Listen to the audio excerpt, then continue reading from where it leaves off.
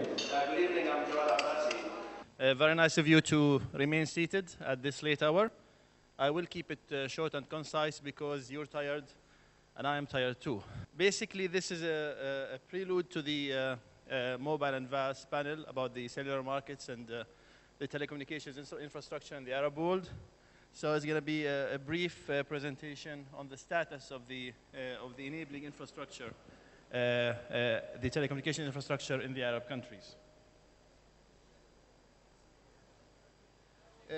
Mostly good news over the past 6 years. In 2005, very few Arab countries were competitive. Quite a few countries were monopolistic still when it comes to the cellular market. By 2011, no more monopoly markets. Most are competitive markets, and a bit are duopoly markets still. Also, in the fixed markets, monopoly still dominates the Arab countries. The Arab countries are dominated by fixed incumbent operators. However, a lot of countries have seen full competition and also duopoly competition. So almost now evenly split between competitive markets and uncompetitive markets.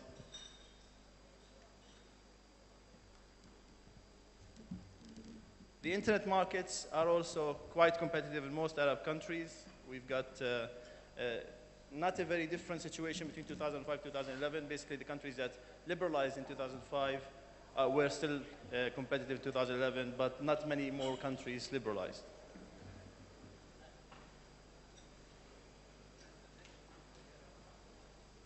I think I pressed the wrong button here. Okay, sorry. These are some statistics. Basically, the fixed line PSTN markets in the Arab world. The largest market is, of course, Egypt, almost 9 million fixed lines by June 2010, followed by Saudi Arabia and Syria, and Morocco. Penetration-wise, which is the number of fixed lines divided by the population, UAE leads the pack with almost 31% penetration, followed by Syria, and so on. Very few countries in the Arab world, such as Jordan, have seen their fixed market stagnate because of the boom in the cellular market, where effectively there was a strong substitution, people choosing the WiMAX internet service as well as the cellular service and dropping the fixed line altogether from their homes.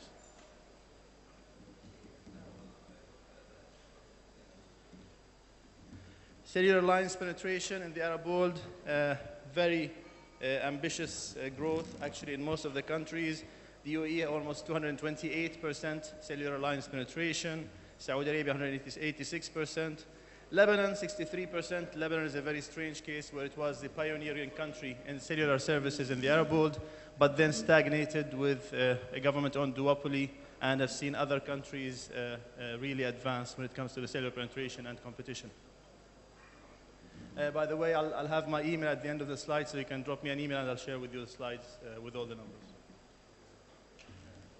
Broadband accounts in the Arab world, basically number of fixed lines in the Arab world. Saudi Arabia is the largest broadband market in the Arab world. ADSL fixed broadband lines, this is not counting 3G mobile or wireless internet mobile. 1.4 million ADSL lines in Saudi Arabia, Egypt 1.2 million, UAE 749,000, and so on. Jordan, I'm sorry? Okay, this is better? Okay, sorry. So this is the mobile broadband market, the fixed broadband market in the Arab world. The sizes of the countries of the broadband markets. Saudi Arabia is the largest, followed by Egypt.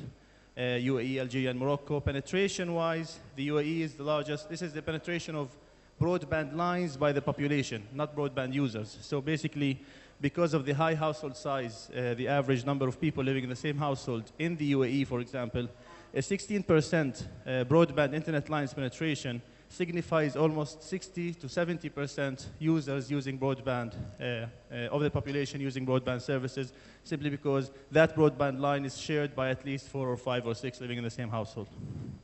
In Egypt, for example, there's also a wide practice of ADSL line sharing. So effectively, while there are 1.2 million broadband lines, effectively that's usually shared by more than 2 million households, and that also increases the penetration. On the other extreme, Yemen and Syria and Oman are quite the laggards, especially Yemen and Syria when it comes to their size. A country as big as Syria with only 52,000 ADSL lines by mid of 2010.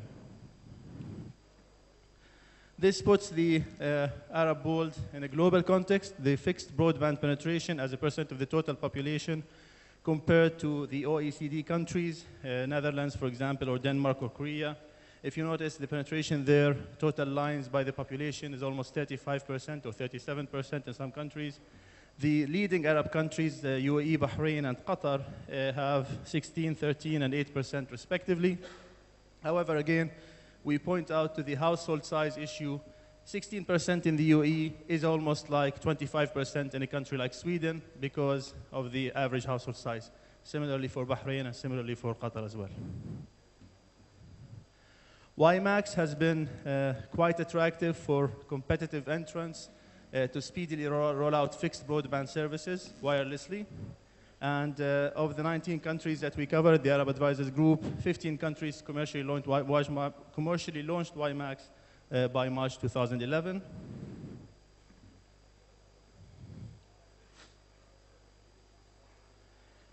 Also, there's a clear migration to 3G networks, and we have 5 more operators deploying 3G networks since December 2009. So we now have almost 63% of mobile operators in the countries that we cover with 3G networks.